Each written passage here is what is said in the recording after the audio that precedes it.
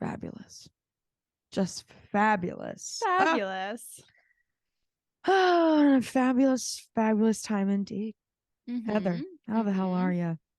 I'm all right. There's a lot of positive things to be thankful for. There's a lot in general. I'm definitely feeling, I knew going into this year that it would be kind of it's weird. It's like they're saying that astrologically, it's like a slow start to the year because we're starting with all these retrogrades, right? And then like by the end of January, all the planets are going to be direct.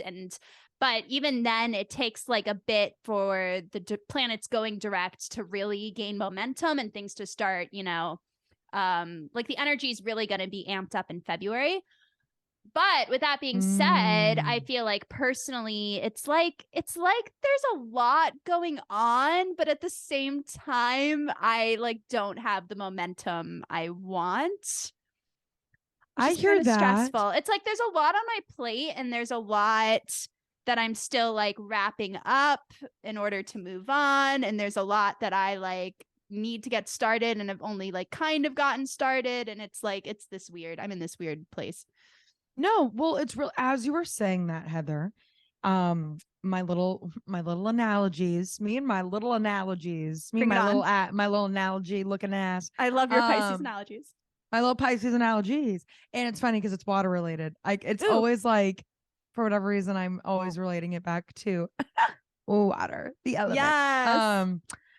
But as you were saying that, I'm like, it's sort of like we've just gone back to shore, or like we've been chilling on the island, right? Of like resting, the holidays, taking that time in. We were having a little fire, we were roasting a little marshmallows, we were hanging with the fam, right? Yes. And then having some bonding time, and now it's like we're all paddling our asses back on out, and this beginning momentum is sort of like there's excitement because we've been sitting on like land. We're back. We've got our toes wet, and we're getting back out to sea. We're blue crushing it, if you will. And God, I love that movie. And we're kind of in the break, right? Like it's like there's fun motivation, but it's also kind of like slow and steady. It's a little choppy. We're not like cruising just yet. It's the startup again. And so while there's that excitement of like, oh, that first splash of the water while your hair's still dry because you haven't gone all the way under yet, if that makes sense. Totally. But there's also, it's kind of annoying because like it's a little rough getting back out to sea. But you're so close, and you're just like so close to just, you can like see hopping into the boat and like sailing, right, or whatever. I kind of started talking about surfing. I realized in my analogy just then. You shouldn't go under if you're in the boat, folks. I don't think I have to spell that one out, but just in case, the listeners attack me, Heather. Oh my goodness. They love to tweet it. But yeah, like I think I totally resonate with what you're saying. There's like been a lot of we just came off this stagnant energy, and now there's like this pent up energy that's sort of like just now, it's like we're filing it in before we're really able to like move forward completely. There's almost like we're clearing the pipe still in this stage of forward beginning this. If that makes sense. No, totally. I think where I've been. Too. Do you feel like the Mars retrograde in particular has been affecting you? So like Mars has been retrograde in Gemini since October 30th, and it's finally going direct again this week, which I'm super excited about. This week specifically, the exact day is January 12th. Yes, January 12th. So I'm really excited about that because it's been in Gemini, it's been a lot about like things we have to think over, things we have to communicate. There might be, and Mars is like initiating. So if there's like something you want to say to someone, if you're like wanting to initiate something in the Gemini realm, figuring that out. For you, I think it would be in your first or second house, which is also an initiate. The first house is like the initiatory house. And it also just has to do with like identity and tapping into your raw power as an individual, all that Aries stuff. So I don't know. Have you been feeling? That's really interesting that you asked that, Heather. I'm always like, pondering your questions. I'm like, what is it about me that makes me me? And how have I been meing about me this week? But that's so fucking funny that you say that. And I know, I mean business when I drop the F-bomb. Sorry, mom. But also, sorry, I was looking down a little bit as you said that because I was like writing on my little notes pad, like, oh yeah, don't forget you want to bring that up. And just like giving myself little notes to like not forget things. Right. Us air people. I get excited. Yeah. I get excited when we chat, and then I'll think back later and I'm like, oh yeah, you didn't mention the this. Wheels, So they turn. The wheels on a bus, they roll right off the cliffs. You know what I'm saying? Mm-hmm. But the week of October 30th, I thought I was gonna sneeze again. False alarm. I love when that happens. Don't you love a false sneezy? The week of October 30th is when, selfishly, personally, we released She's Killing It, the short film oh my goodness, that I co-wrote, yes, starred in, my little vanity project, if you will. We released it the weekend of October 30th. That was the whole point. It's a comedy horror. So like we wanted to get it out by Halloween weekend. Right. And literally this week I've been kind of in a place of attached to this. We found out a couple months ago that we were selected to enter a horror festival, an all-female, specifically horror movie festival in Berlin, Germany.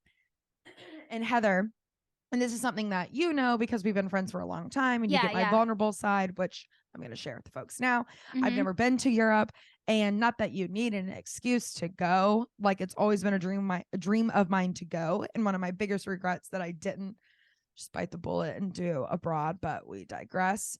I promised myself I'd always go eventually sometime. And there was always a part of me that said, if you really want to go to Europe that bad or guarantee it for yourself, make something that can't deniably like be, something that can't not take you places that you want to go see. Like if you want to go see a city, try, like a lot of times I'd be like, why don't you apply to like comedy festivals in that city? So it's like you also can go see it, but then you can reward yourself, yada, yada, yada. So I'm always thinking in those terms because traveling is very important to me. Seeing shit is very important to me. Yeah. But we found out about this a couple months ago, and I've been it's really been like, are we going to go? Are we going to go? Are we going to do this? Am I really going to do this? Am I going to go to Berlin? Yeah. Am I going to go to Europe for the first time ever? Can it be done? Is it actually not going to break my bank? Is it actually like, oh, are there these little pockets and loopholes that make things like a little easier? And it's kind of like, it's been a slow unravel. And we literally just pulled the trigger last night and got those plane tickets. And it's all connected to She's Killing It. Been wondering literally since we found out about this a couple months ago if we're really going to do this. And now I'm officially going to Berlin, and it's really soon. It's the first weekend of February, which is so funny that you just were saying too, that February is this huge, like, energetically going to be a big like takeoff or a big launch of what it feels like, because literally this starts my weekend of February, and then it just feels like vroom, the year is off to a start, or like I'm finally loading my little ass into the boat, and we're past the break and we're out to sea, baby. So yes, personally, my Gemini has been feeling it. What about you, Heather? Well, I love that so much also because Gemini is like, communication is one of the first things that come up when you think about Gemini, but so is travel. Like, so is seeing a new place. It's about your immediate environment, language, interacting with people who aren't a part of your daily life. So that's really cool. And because you're a Gemini moon, I feel like your moon is a part of this also. And like maybe this Mars action you're experiencing is also bringing up like symbolically something that shows you how to like nurture yourself, or maybe this is like a lesson in like you deserve to treat yourself because it's gonna make you feel good. And it's my God, Heather, I'm literally getting emotional as you say that. Or like I got my little I said, bitch, we record these now. We video record these now. You better fucking not bring that Pisces assness. No. Oh my God, but I feel like I've almost cried so many times. But okay, and like it's not that I can't cry in front of you. It's more I'm just like, not the pod, Miranda, not the sniffles on the pod. But that's so, not to interrupt you because you're gassing me up and you know that I get blushy. But that's like, yeah, there's something really nurturing in that. This kind of promise I made to myself and my inner child, I think years ago, because I think I really had this thought because I never officially studied abroad in Europe. There was a part of me that was like, well, now you're never going to go. And then as soon as that thought happened, I disliked it so much. I think my inner child was so not cool with that I immediately had to like make a game plan for myself. And it was something that I think deep down, I've always promised to myself that I'm going to figure out how to take my ass to Europe and see that side of things more culturally. Like I've just always wanted to go to so many different places in Europe. So like the fact that specifically Berlin is the first one, that like it just happens to be like the opportunity that arrived. There's something really special about it that I get to do this for myself. There's something I feel very like, I'm taking you to Europe, bitch. Like, yeah, it's healing. Yeah, it's really exciting. As you were saying that really resonated and hit home in a really emotional little way. I love that though. That's so amazing. I'm so happy for you. I'm so happy you pointed that out. Like I couldn't resonate more. But what about you though? Are you feeling anything specific in this? Like, it's weird. I know it's not Gemini, but as an air sign yourself. Yeah, Gemini falls in my 10th and 11th house, mostly my 11th, which is like about your place in community, friendships, groups, dreams, all those Aquarian things. And when the Mars retrograde started, I was finishing up my time in Norway, finishing that film, and then coming back to America. And I was sort of in this place of like, what is my next job gonna be? What is my next step gonna be? And now I am sort of officially starting my new job, so that's something. But yeah, there's a lot. It was exciting. Yeah, every time very exciting, Heather. I know, it's so weird. My Taurus Aquarius like square, I feel like is like my signs don't get along, and I feel like the Taurus part of me is really feeling a lot of comfort right now. I'm like, I have a full-time job, I have consistent income, I can spend that extra money on the nice espresso, and it's like I'm treating myself in a Taurus way. Yeah, but the Aquarius in me is like, you don't have the freedom anymore. You can't go on the trips as easily as you would like to. Like, how is your social life going to be affected? But no, it's all good. I mean, everything's temporary anyway. It's literally all temporary. And it's so funny that you say that, Heather, not to worry anyone or freak anyone out. But there's a handful of homies of mine, God bless them, shouts out to them, because it's all about this ebb and flow. And I'm just came from a place personally of very limited money beliefs. Not that that's not still something I'm trying to break out of. It's not something that's completely cured for me overnight, but a lot of those beliefs are coming from a place of like, well, I'm having limiting money beliefs because I'm kind of having limiting money like right now, like super limited money, especially after like having sort of an abundance. Thank you, Uncle Sam. Shouts out.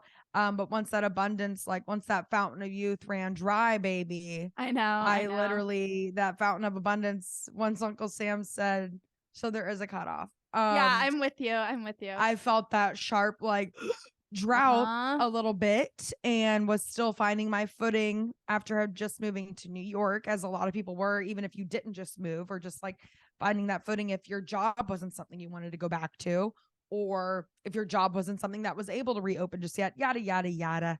But that like explosiveness is sort of repeating itself in we're going into another recession. They keep talking about how we're going into another recession, and I hate putting that energy out there, and I'm not trying to be a negative Nancy about it. But I do think the signs are there, and I just can't agree more. And astrology is also kind of pointing to it as well. Yes. Yeah. And I don't mean to be negative, because a lot of times but these things are necessary. You need the breakdown before the renewal. Right. Anyway, and I don't think it's something to be like afraid of. As we said, everything's fucking temporary. And I think weirdly though, like I'm like, if any country can deal with the recession, it's this one. Experts on it by this point. Just kidding. bad joke. But I've had a handful of friends who've always been in the stabler positions than me for the past couple years. Here I am, just like, I got a promotion with my job, and the way that it works out specifically, and that like comedy venues aren't always the first to be nailed by a recession. Like the fact that this where I work, this comedy venue, even survived the pandemic, and not only that, but like flourished through it, which had nothing to do with me. I didn't really get on until the tail end of that.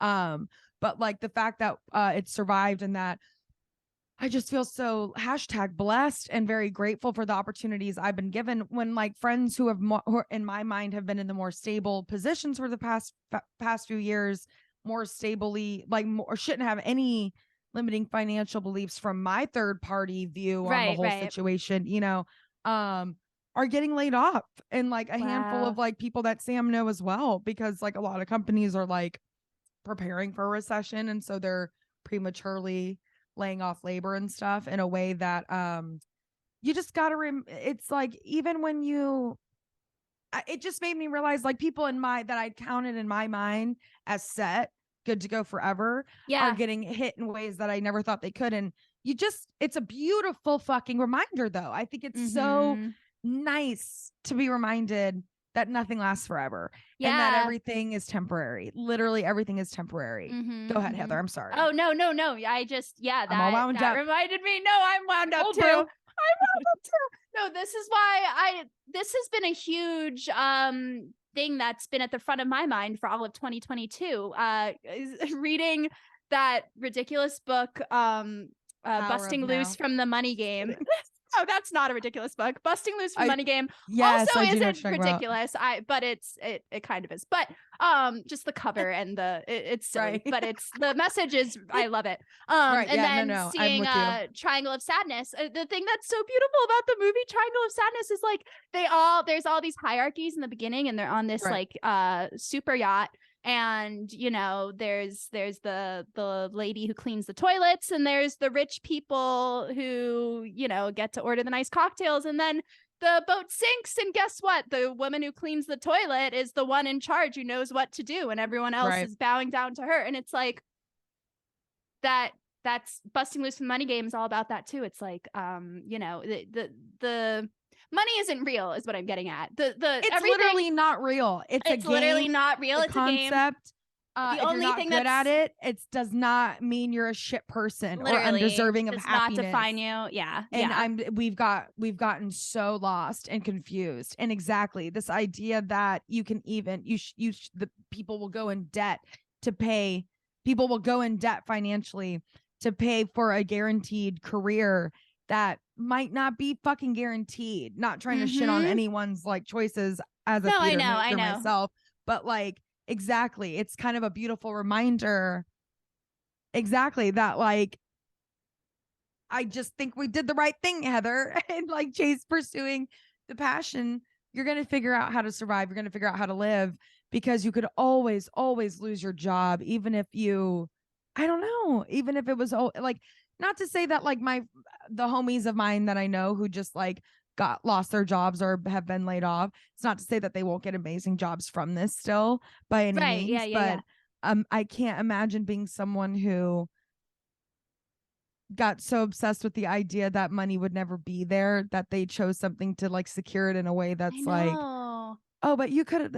There's always gold to strike.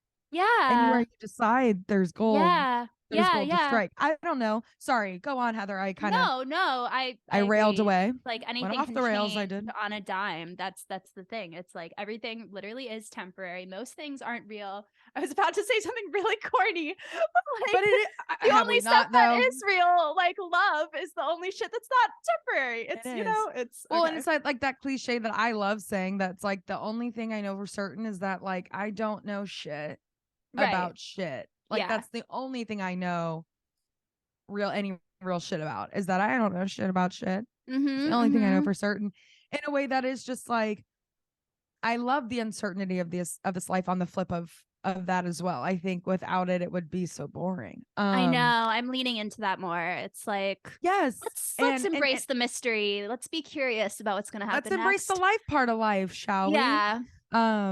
Yes. And I also like, it's that feeling of like, I've been feeling a lot more charged up and a lot more just secure, stable, grounded in myself, even when I wasn't financially as like, when I was a lot more financially limited, I should say. And I do think, I know that there's this idea that like you get closer into your 30s and it's such a better time because you're more stable, you're more sure of yourself, you've moved up in your career, so you're making more money. I realized like the stableness and like the thing about getting into my later 20s and that trust is like more from a place of like myself sort of thing. Yes, Like, I can't agree more. oh, like I'm gonna be okay because I take me wherever I go. Right. It's It's like less about cliche. like, oh, I've accomplished these things on paper, therefore I And I can have this trust much in my myself. savings. Right, exactly. And it's more like, no, I've been through X, Y, and Z. And I lived, so I'm just have that ability. Yeah, Right. I know myself. I trust myself. Yeah. Right. Yeah. And I can't, and I also just like, exactly. It's like we could go years of not financially being in the place of what maybe society would deem as infinitely abundant, but like the experiences we've had in our 20s and like the happiness we've pursued and the amount of people I know who didn't pursue the arts, who can't deal with that lifestyle anymore and now have to pursue the arts in a way that I'm like, see, and I just kind of like, I'm not here to shit on that by any means. No. I knew though that if I chased something like accounting or just being a doctor or just something that I completely, that wasn't the priority of passion, Mm-hmm. that wasn't at the forefront of like, this shit lights me up. Mm-hmm. I knew that if I didn't, I would eventually. So I was like, might as well just go with it now and try to figure out how to like, because I'm just going to change my mind. And it's such a beautiful thing. I love seeing people like quit their 9 to 5s to pursue the artist's like painful journey. Me too. I live for that shit because I just like, I always understood that I would be that person if I didn't just already pursue it. That's why I love seeing those people, because I am those people. And it's a beautiful realization to know that there's like creativity and an artist literally inside of everyone. And that's like, I'm so reminded recently of how more abundant my life has been because I've tapped into that. Like, I've always put that at the forefront and I've always put that as a priority. And how much like I've always been grounded and always supported because of it. And eventually all the chips will just like fall as they may. Like a lot of the big hard stuff, I realize that maybe just because I wasn't financially as stable and supported as I would have loved to have been, those areas, they still mattered in other places. Whereas like a lot of my friends who were in more stable careers, and more financially stable were so broke in so many other areas that are just as fucking important, I realized. And like, so it all counts and it comes out in the wash is what Absolutely. No, I can't agree more with literally everything you're saying. And also, you know, they say that the Saturn return, I always bring it back to the Saturn return, but they say we must. They say that that's what it's all about, is like for a lot of people, it's like a yardstick for where you've been putting your energy. And if you've been putting your energy in only career then, or like earthy, I don't know, it's like it's a opportunity to realign your values. And they say that like people who neglected their passions to pursue 9 to 5 might suddenly realize, wait, no, I want to drop that, and vice versa. So right, like, because like, yes, it's just like we're humans first, y'all. We're creative beings, and I've never been so trusting in myself personally. This is and I've said this to you, Heather, and again, I'm not saying this was a hard year. Lost grandma and grandpa for the first time ever, or like lost 2 grandparents, but again, in a way that's like has only connected me more spiritually, which was, so it was kind of a beautiful thing. And where they were in life was not the vibe. Like it is happier wherever they're bouncing around and dancing now. Like it is. But with that, this has been one of the happiest years of my life. And so it's such a fulfilling year. And I realize in such a huge Saturn return way, it's how much I've just been returning to self and trusting the process, trusting the universe, trusting my fucking self. Like, and it's been such a, I've never been able to confidently, I haven't confidently been able to claim that in this way since I've been younger. Right. And it is just funny to hear you say that with like pointing out the Saturn return, or like you kind of return to this person you've always been. It's not like, oh, all of a sudden they changed. I think a lot of what people are experiencing in their Saturn return is like a return to yes, who you've always, that's sort of like that blueprint. And your inner child is sort of like, there's just all of a sudden this like chat I feel like you get with your inner child in a way that you haven't been able to hear them in a minute. And I'll never forget the time. So I did a few years back. I had a friend whose mom had like a DVD converter, who had like one of those little machines where you could and would like charge people, but hooked it up for your girl. And I brought all my little like VHS tapes over, a bunch of home tapes and stuff. And the idea was I was surprising my parents. It was like their anniversary. So I was going to convert their VHS tape of their wedding to very Pisces of me. Very Pisces with the gift giving. Very water with my gift giving. It's obnoxious. But I converted their VHS tape of their wedding to DVD. And then I selfishly was like, I want to see all of it. I want this for myself, and took all the VHS tapes of like our home videos, got them converted to DVDs, and like, so we can watch them all the time. But it's like better.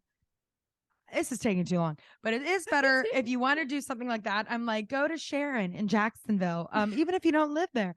But like, it is better because film will warp over time. It'll get fucked up. Right. Yada, yada, yada. The digital copies. And I will never forget, like the first time I played it and was watching back all these home videos for the first time in years on DVD, no less, with a menu, no less. Oh, how the times are changing. But I'll just never forget. There was like footage of me playing in the yard with like our first dog. And I'm in like kindergarten. I was a little older, and like there's like, they all range from like, there was some of me as like a baby to like elementary, and then they sort of like fell off.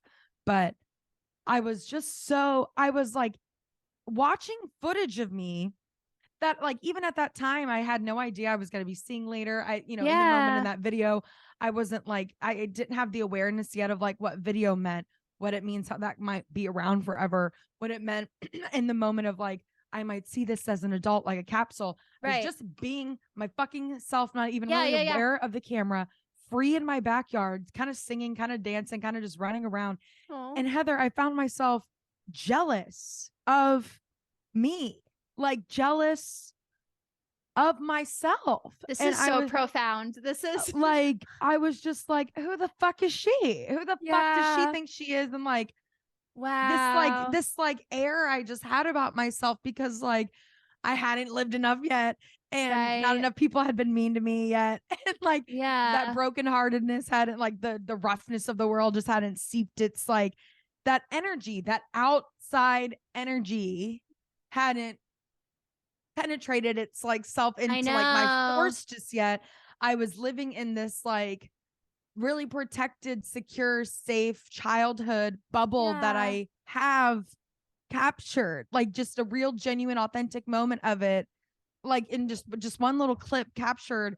And that is who I'm thinking of when I'm talking about my inner child.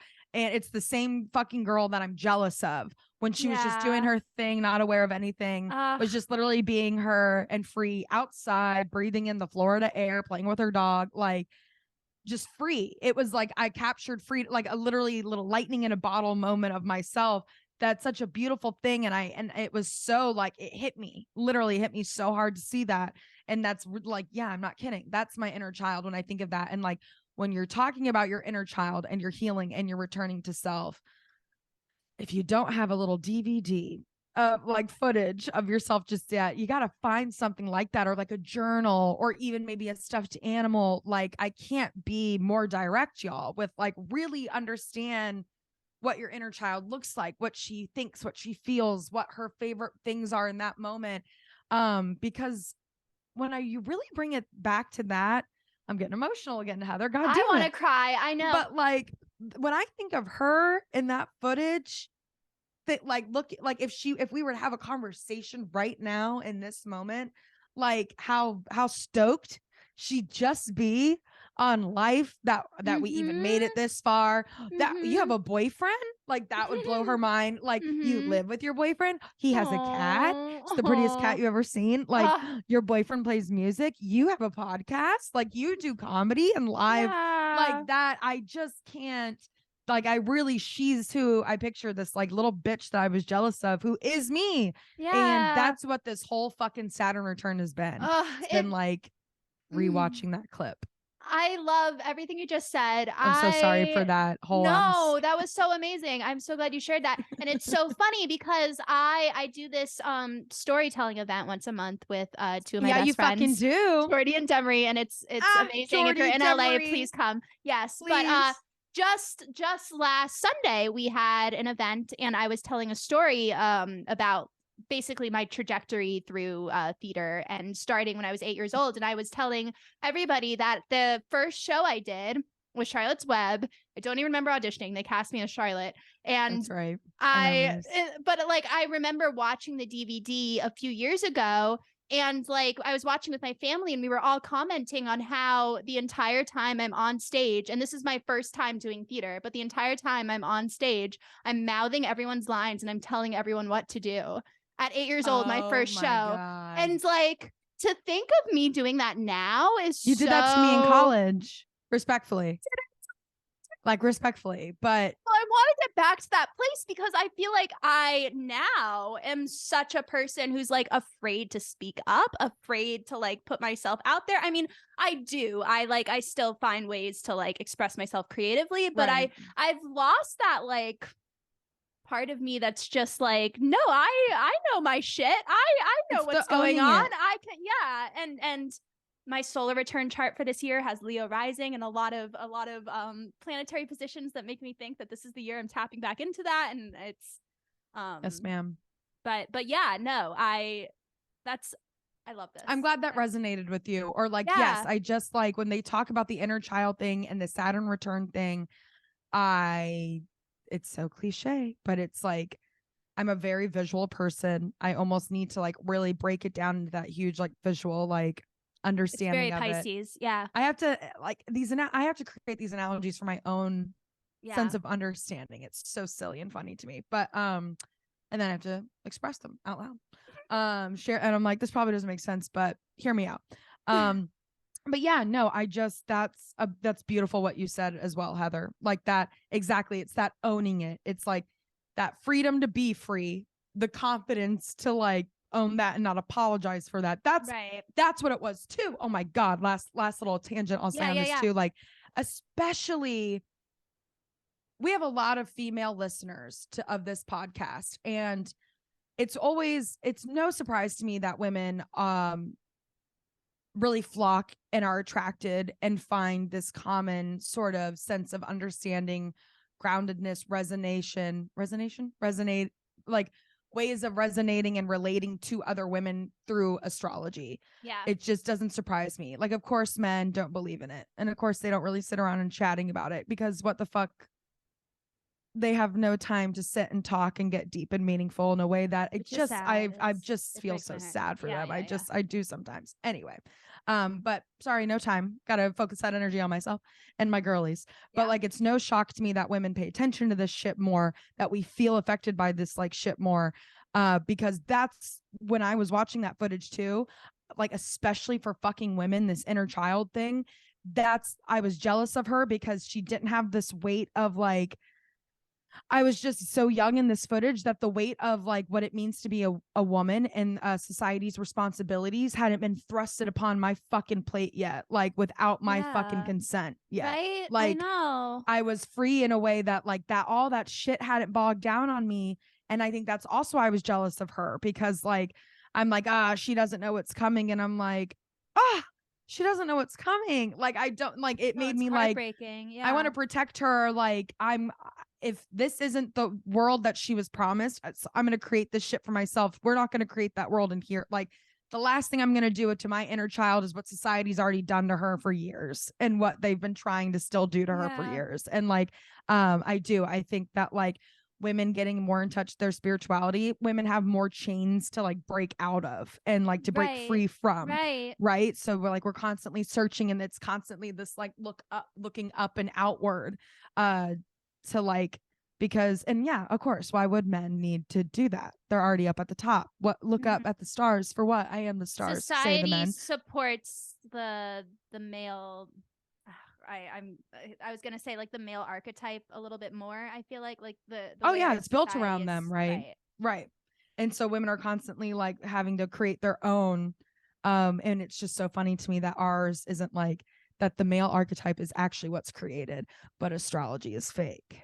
Right. Or like astrology is something to believe in, even though society has literally built the thing that you're so serious about, like money and the clock. And literally, like, I know that like, shit's man-made. This is just whereas like the moon literally like makes it so that more of me give birth on a night. Like I don't know. Like astrology is literally just a record of what is actually what is real happening and more, that we didn't make. Like And maybe if women had been in charge in the first place, we digress. But I just love you, Heather. And I love being a woman during this time. Me too. And not me just being like breaker of chains in this bitch.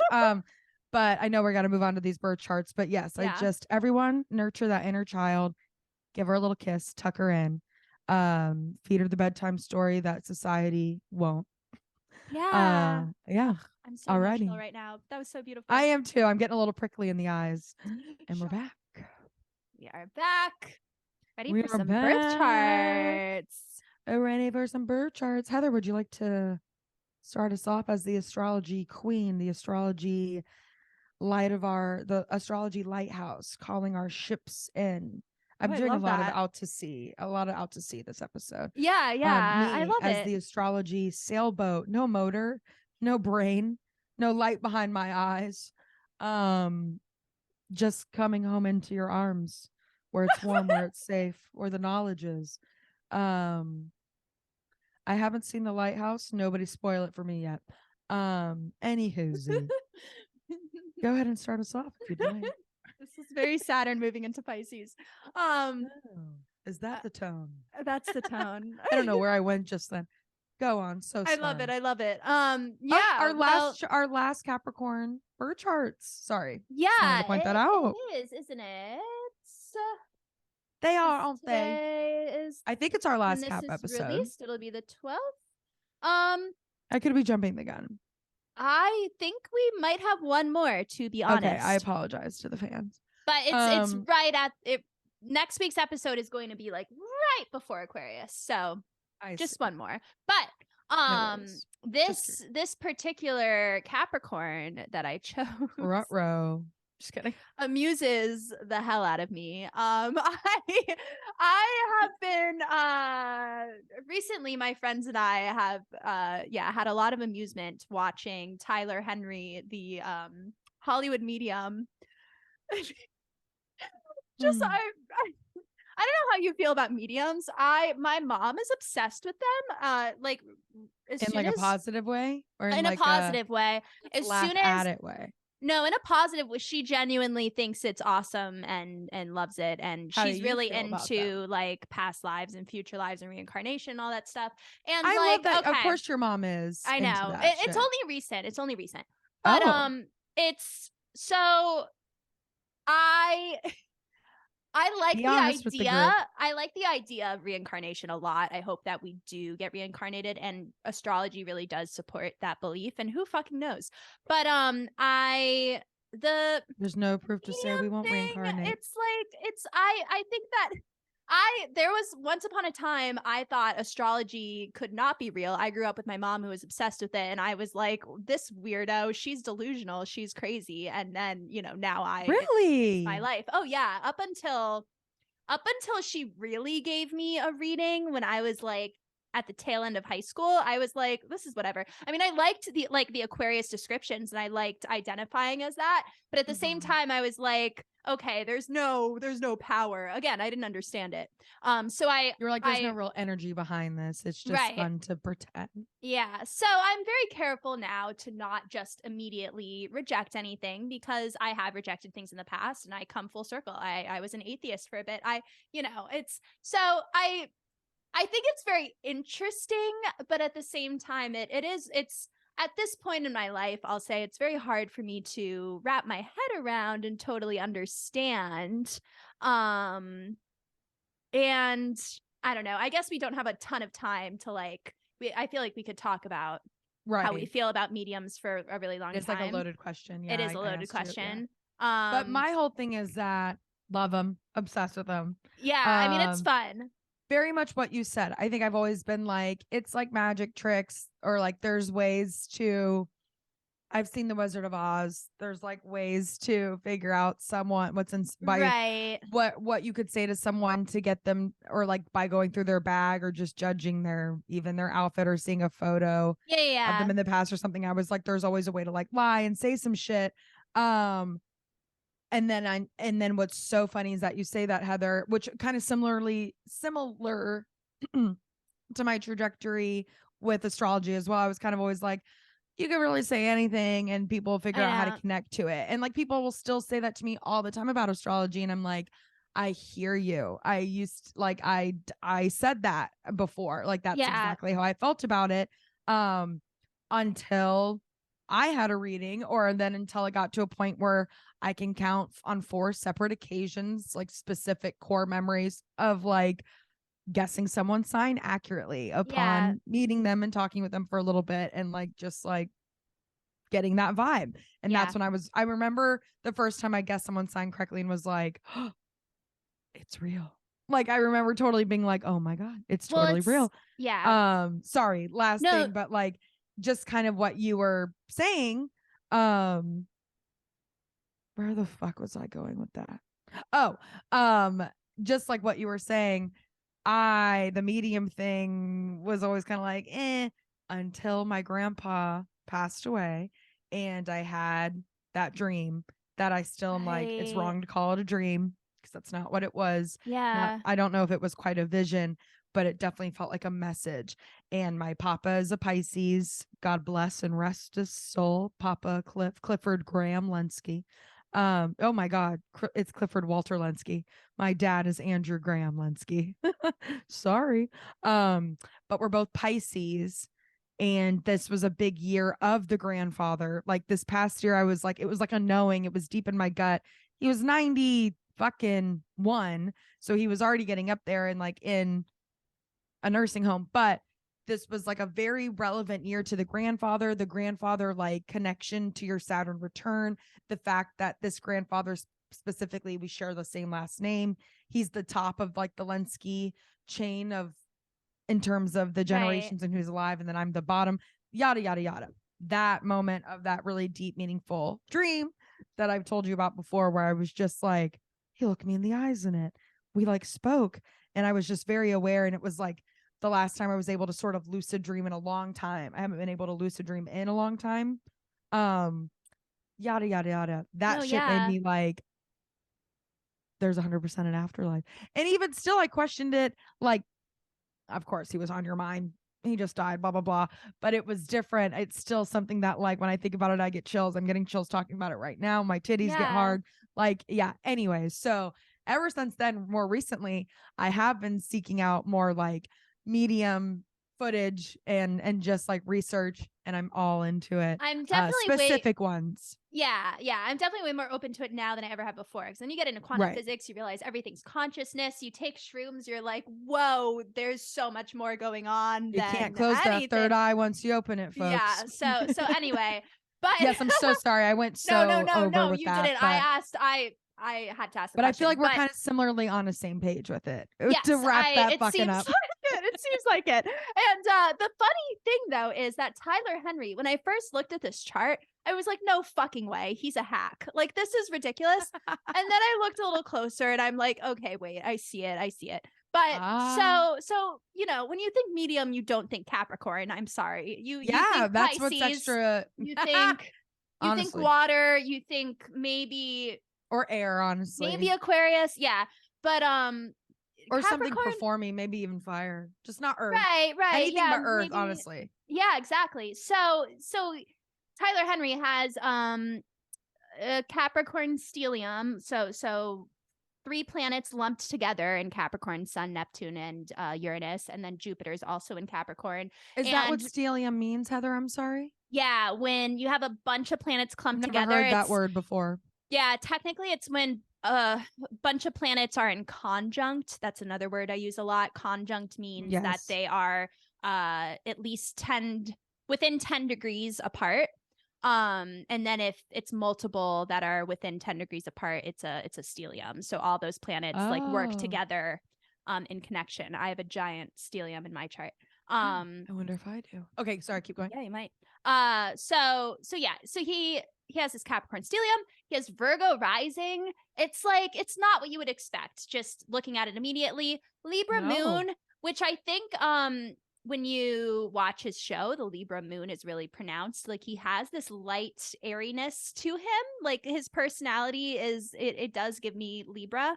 And Mars and Mercury are in Aquarius. So, but the things that when I looked closer, I was like, okay, so the sun is tightly conjunct Neptune, which is Pisces planet.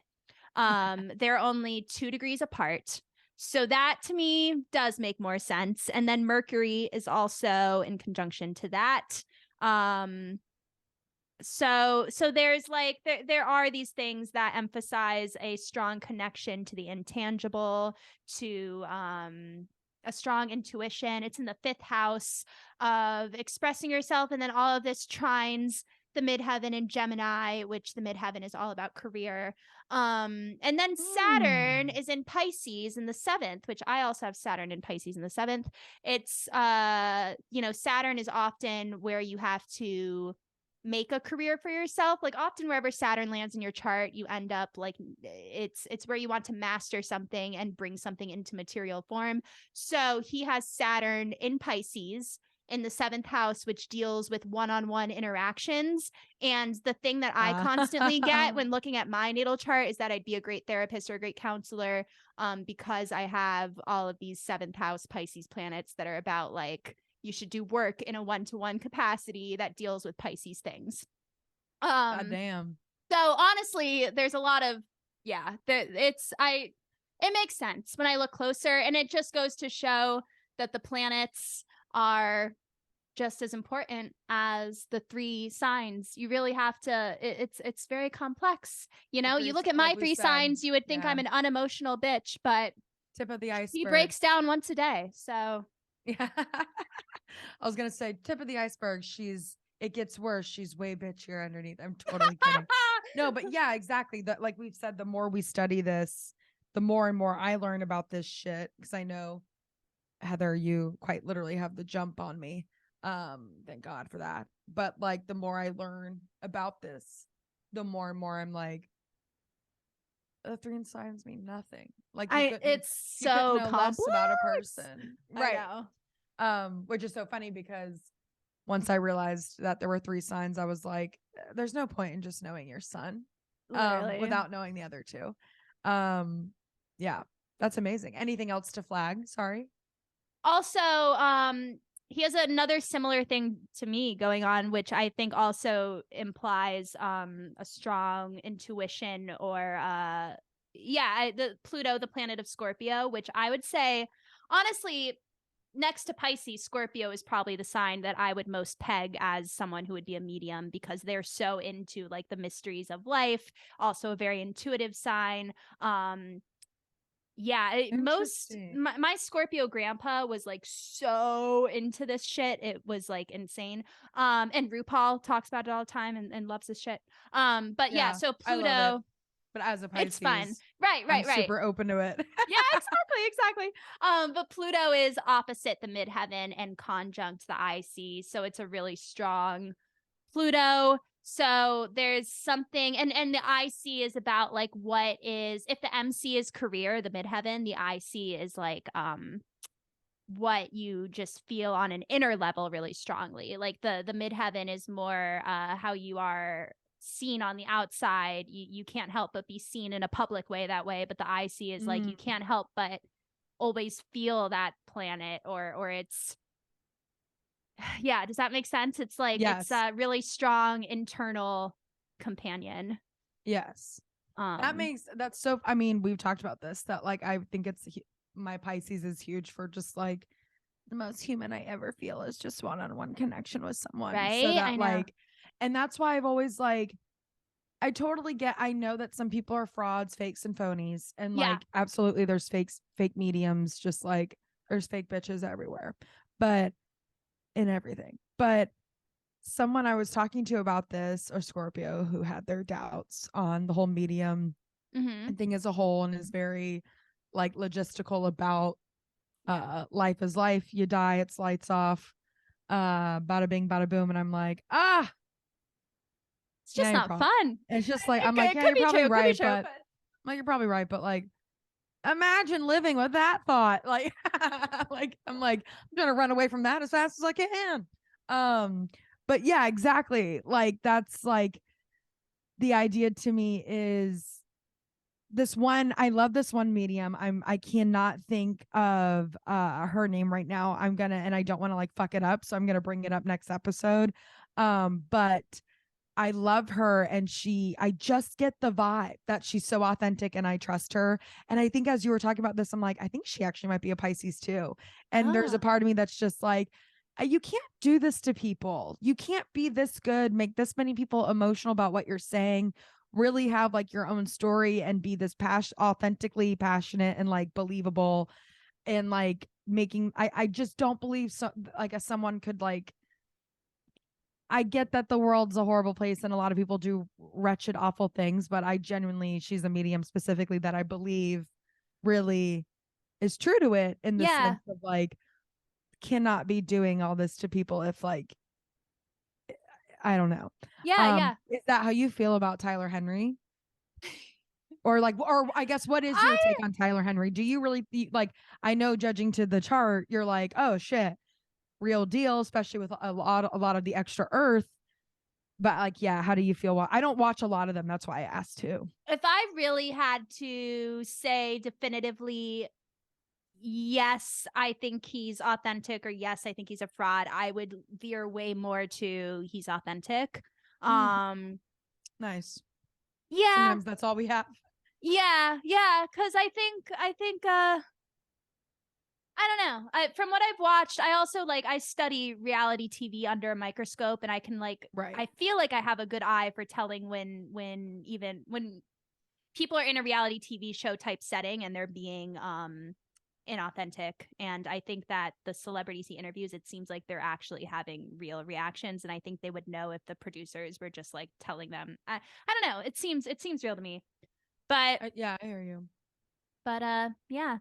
Amazing. Interesting that he's a Capricorn, but yeah, Capricorn, the sign of career, with Neptune tightly conjunct that sun. So it's like his career involves the Neptunian thing in a very profound, big way. Yeah, that's amazing, because the earth thing throws me, but then that part is like, well, no shit. I don't know. Then it almost feels like it's the perfect combination. God, I mean, Liz Green is a Virgo, my favorite astrologer. Hello. I thought about her immediately. Really? When you brought up his chart. Yeah, I really did. So it's funny that you say that, because I'm like, see, when they're earth signs and they're this involved in spirituality, like, it's even more real. It's like, it is their life. It is like, they are in it. They will study to win it. The spirituality. My confidence of it being real too, and like true, is like so much more like amplified because of that. When it's these earth signs into it. Like, I know. Because it's just so easy as a Pisces. Of course, I'm gonna get into it. I know.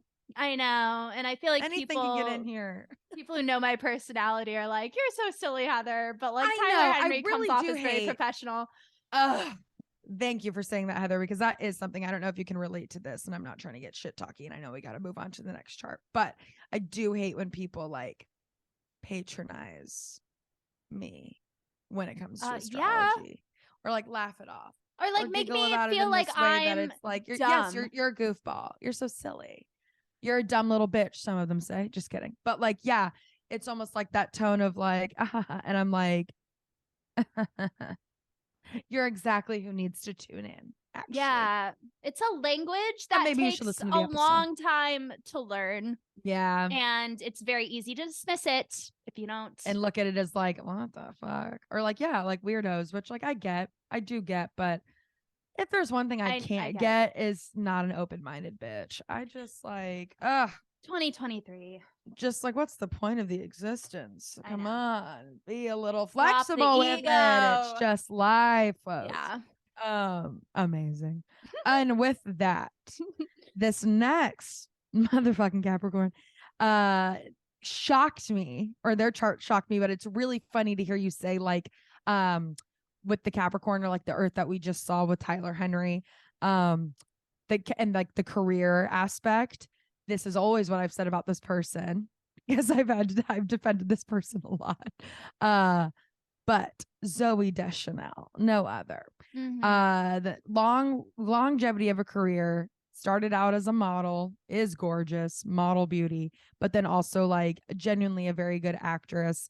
And then went from like a modeling career to the acting realm and trajectory. I love saying that word. I say it all the fucking time and I don't say it well. I get caught up on it a lot because I'm going too fast. I like that word too. But it's just so funny how much I catch myself using it on the pod. Anyway. But and yeah, I was pretty young. Like I remember when I first saw Almost Famous and Zooey Deschanel is like the cool older sister. Yeah. Like I feel like people forget how long she really has been in the game. True. And then looks like a completely different bitch on Elf. It's so funny. Right. When she's blonde, like she could not look so different. Farther from herself. Mm-hmm. And I love her in Elf as well. Yep.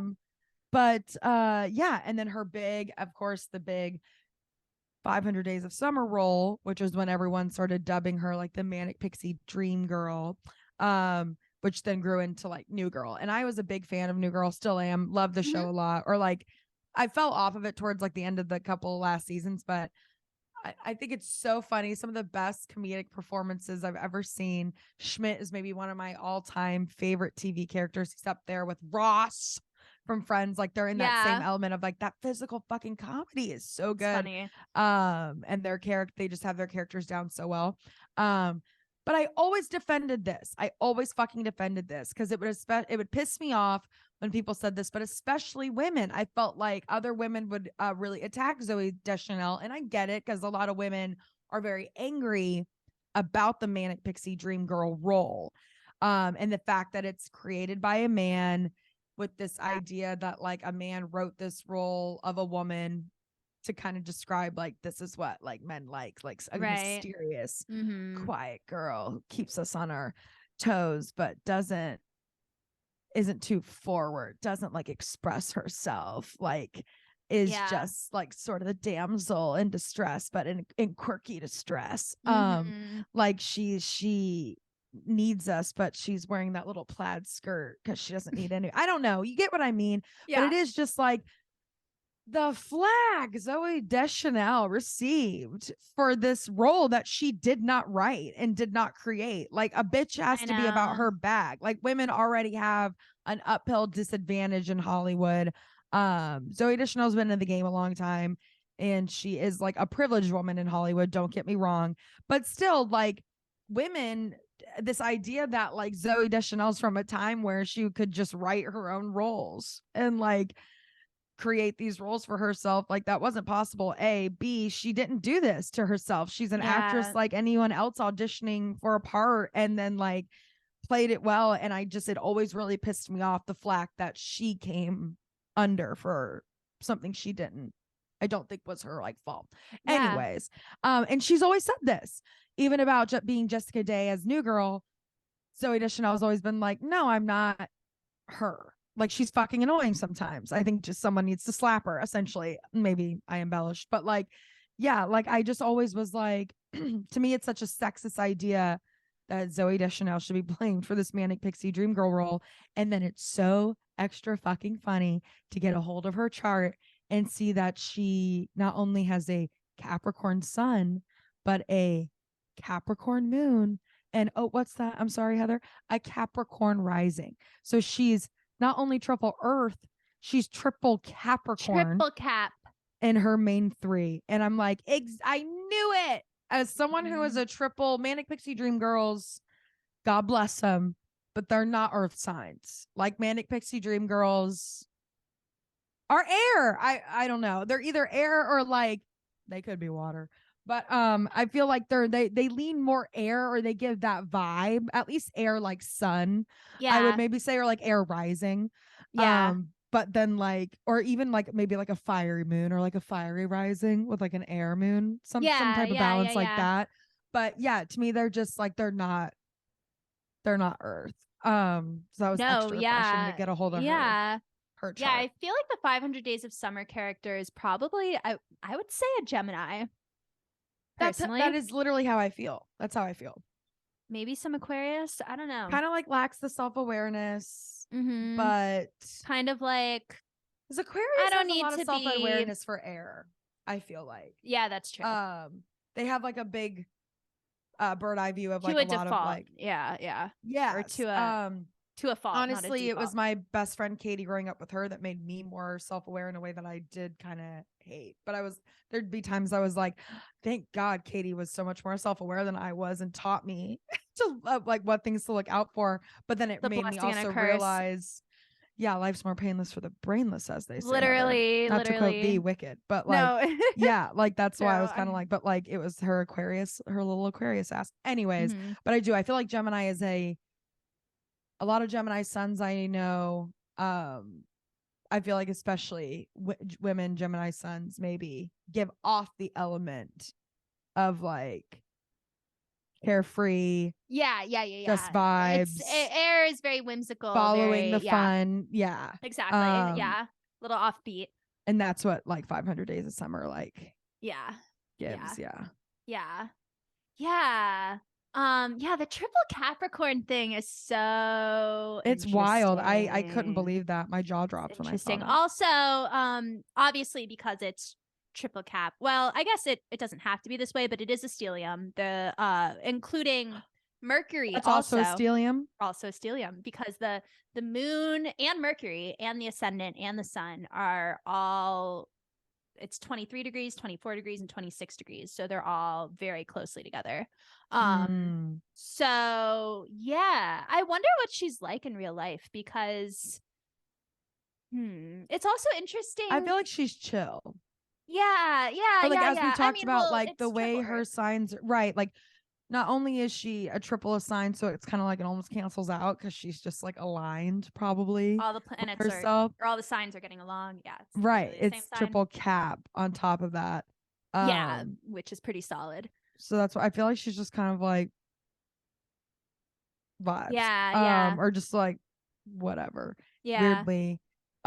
Which is I don't know. She's so funny in New Girl. Like I know that bitch has a sense of humor. Like I know she's funny because the way she's funny in New Girl is really, really impressive to me. It's like my favorite thing she's ever done. Yeah, no, I agree. And we've talked about the Capricorn humor. I think that there's Earth. I don't know. They just get it. They like get what's funny. Yeah. I think it has something to do with being so connected to reality. It's like you can observe like, this is funny. And you're like, you get what's you just know it's relatable. Right. You know what's like gonna work essentially. Yeah. And the other thing is that she also has not quite a stellium, but 3 planets in Virgo. Saturn, Mars, and Jupiter in Virgo. It's an extremely earthy chart. And there's a Venus in Pisces, Pluto in Libra, Uranus in Scorpio, Neptune in Sag, but like way abundance in Earth. Everything else is Pluto and Uranus are outer planets. The Venus in Pisces is a strong one, but wow, yeah. Is that like her one pop of like not Earth? I'd say that's probably why. Pisces. Yeah, and the moon and Mercury are in the 12th house, which is Pisces house. So that's probably the main planets she leans into when it comes to acting. 12th house is Pisces, and then Pluto is also the planet that rules Pisces, or Pisces. No, rules... Pluto's Scorpio. Neptune Neptune is Pisces Neptune. ruling planet. That's right. But Zooey Deschanel has Venus in Gotcha, sorry. Pisces, which is extra significant because it's a personal planet. So it's felt Interesting. in the personality more. Interesting.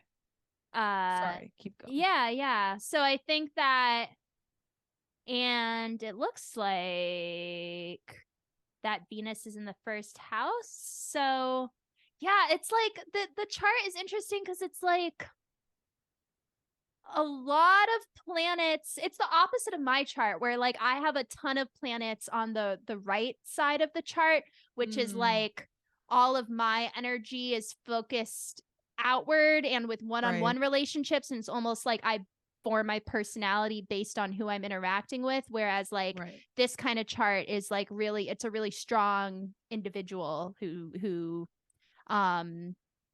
doesn't require a mirror as much. But can just be but it makes sense that but it makes sense that she is an actress, that she's good at accessing emotions and also music with Venus and Pisces, and with the Mercury and the Moon in the 12th house. Those are all the chart factors that I think lend to acting and music and all of that. And the Earth obtaining her bag. Exactly. She seems very professional, very she is always working, but she doesn't need to be like flashy about it. No, she's not flashy. She is very Earth, even in her fame, I was gonna say. Yeah. And like, I love that her Earth drives her to like, she also has the music thing. She is an incredible singer. She's got her little ukulele. Okay, maybe she is the Pixie Dream Girl problem, actually. I'm like, I guess, wait, nobody wrote that for her. But she is an incredible singer. Pisces. That's just her little Pisces looking ass.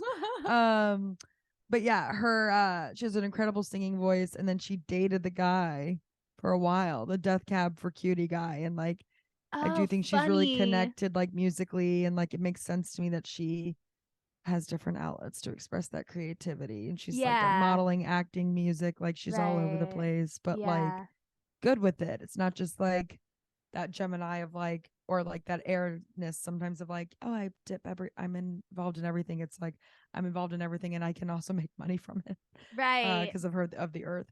And Venus in the first house is that tends to be like just an attractive person. Well, attracting money, but also with their physical appearance. Yeah. Oh, she's so pretty. She's so pretty.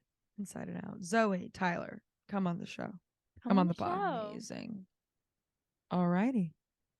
And with that, Heather, what are the planets doing this week in this upcoming time? It's an exciting week because, as I said earlier, Mars finally, it stations direct, which is like a weird thing. So like before it actually starts moving, it kind of just like stops going backwards. It has to, reset. Takes a quick pause. And then it goes forward. So this is the week that Mars stops going backwards, takes a pause, getting ready to move forward, which I'm very excited about.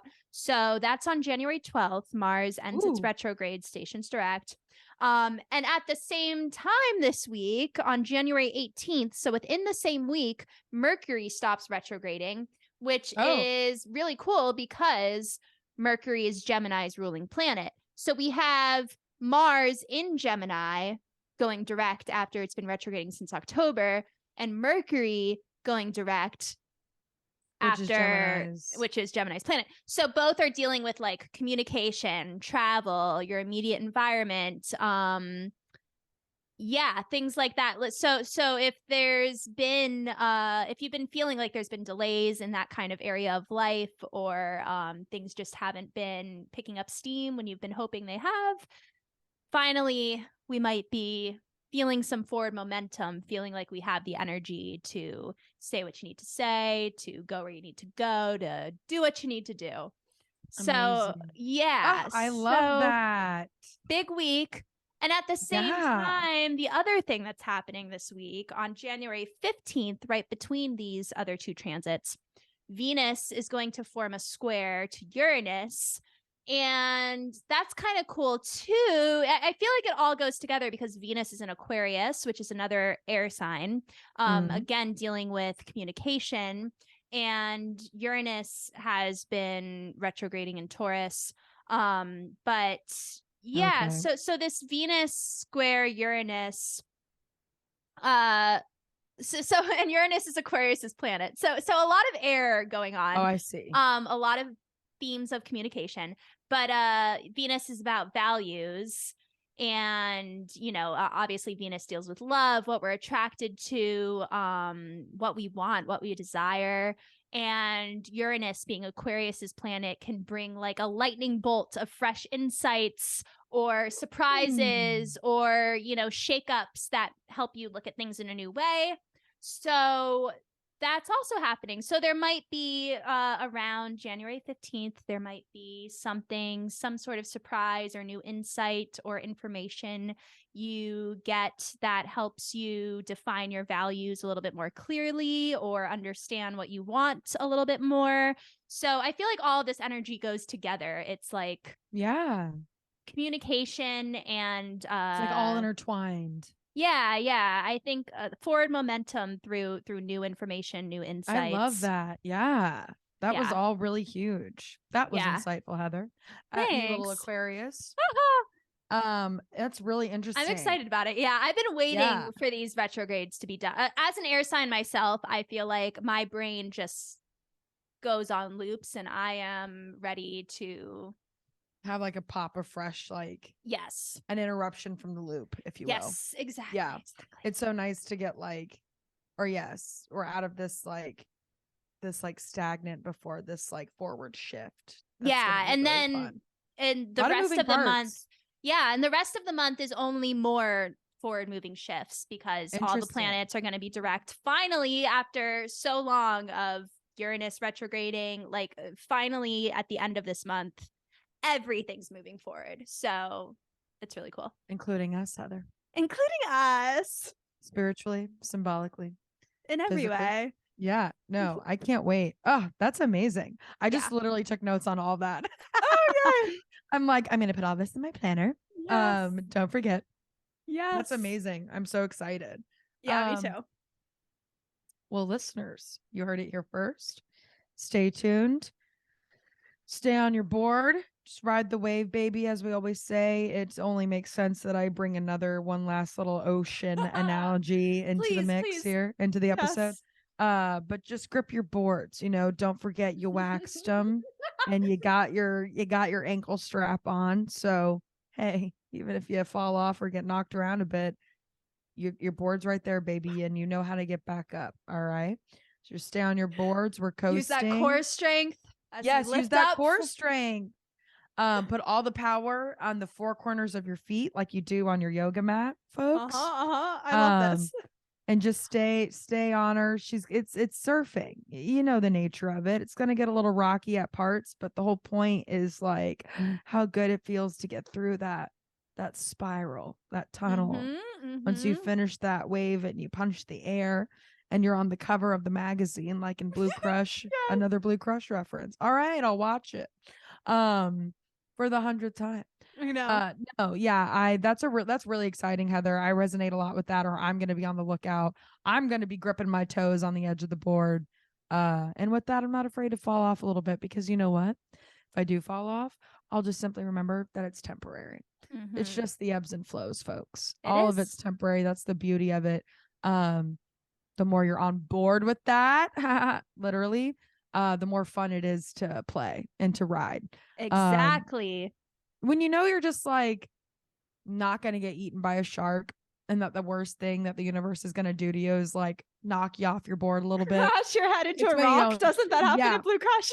It's very, very, very basic minimum owies, right? That's life, folks. You can't get out unscathed. Sorry, Kate Bosworth. But no, right. Like the people who don't trust in the universe, those are the people who get eaten by the sharks, right? But like when you trust in the universe, she always brings you back to the board. Okay. Even if she knocks you off of it, she's not going to let you Well, if you're not her favorite, she might. Oh, anyway, but No, this is good Yeah. too because Capricorn tends to bring up a lot of paranoias, but so it's good that we're wrapping it up with saying this because during this time it's important to trust. Remember, fear is an illusion. Go swimming with sharks is what Go we're swim saying, with the sharks. listeners. Yes. And yeah, We'll see ya I'm like, I think next week. the planets have already taken a pause because We're still in retrograde. We're still in retrograde. Next week we're gonna have it. Speaking of retrograde, my brain just zapped. Apologies. No, infinite abundance all around. Crush those fucking limiting beliefs. This is the fucking year, baby. Whatever you think you can't do, you can. It's all forward motion from here. Mm-hmm. We're not getting stagnant, folks. Hell all right, no. listeners. This is the time. This is the time. This is it. Here we go. There's no time like the Blast present. off. And the present is always now. Again, you gotta read Eckhart Tolle. Yep. Folks, I can't say it 100,000 times every episode. All right, you just trust me and read it. Okay, so I don't have to repeat myself. Or listen to him. Or listen. Yeah. Amazing. I love you, Heather. I love you so much. I love this is podcast. always a joy. Yes. Yes, I love the transitioning elements of space and time and the planets and the Jesus Christ. She can't open and she can't close. But no, we'll see you right back here next week, folks. Yeah, Jesus, I'm retrograding, bro. But we'll see you right back here next week, folks. Love you all. Love you, Miranda. Love you, Heather. Infinite abundance. abundance. Bye. Bye.